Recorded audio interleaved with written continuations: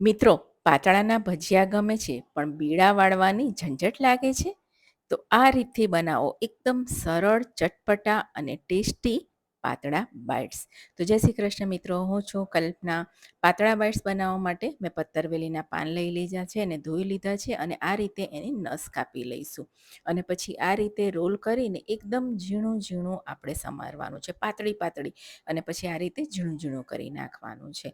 અને જુઓ, બધું મેં સમારી લીધું છે. એને પાણીમાં ફરીથી એકવાર આપણે ધોઈ લઈશું અને પાણી નિતારીને એક બાઉલમાં લઈ લઈશું. હવે 2 ચમચી આદુ મરચાંની પેસ્ટ, અડધી ચમચી હળદર, 1.5 ચમચી ધાણા જીરું, 1 ચમચી મરચું, અડધી ચમચી ગરમ મસાલો, સ્વાદ મુજબ મીઠું, હિંગ, 1 ચમચી વલિયારી અને 1 ચમચી મરી અને ધાણા કચરેલા, અડધી ચમચી અજમો, 1 ચમચી તલ અને 1 ચમચી અથાણાનો મસાલો અને 3 ચમચી આંબલીનું પાણી અને 2 ચમચી ગોળને આપણે બરાબર હાથથી મિક્સ કરી લેવાનું છે. ત્યારબાદ 2 મોટી ચમચી ચોખાનો લોટ અને 1.5 કપ આપણે ચણાનો લોટ એટલે કે બેસન લઈશું અને અડધો કપ લીલા ધાણા નાખીશું. અને આ જ પાણીમાં આપણે લોટને બાંધી લેવાનો છે. આંબલીનું પાણી અને પત્તરવેલીના પાણી છૂટશે એના પાણીમાં આ રીતનું આપણે ખીરું બનાવવાનું છે, જેમ ભજીયાનું બનાવે એમ. એક થાળીમાં તેલ લગાવી અને ગ્રીસ કરી લઈશું અને બધું જ ખીરું આપણે એમાં લઈ લઈશું.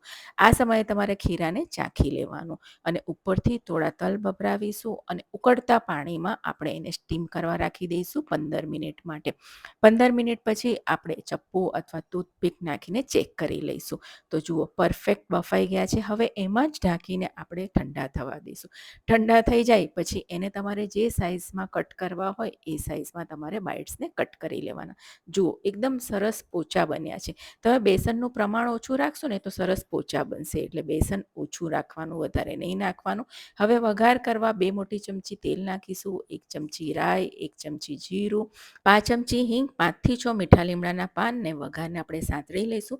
ત્યારબાદ મેં અહીં 3 લીલા મરચાંને કાપ્યા છે એ નાખીશું, 1 ચમચી તલ નાખીશું.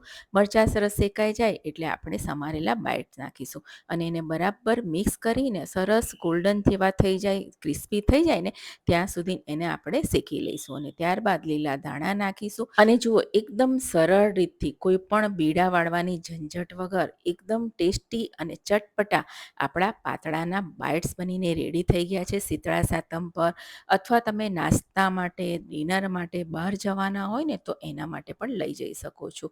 અને જુઓ, મેં સર્વ કરી લીધા છે અને તમે જોઈ શકો છો એટલા સરસ ટેસ્ટી અને 2 થી 3 દિવસ સુધીના સારા રહે છે. તો ચોક્કસથી આ રેસીપીને ટ્રાય કરજો. આવજો.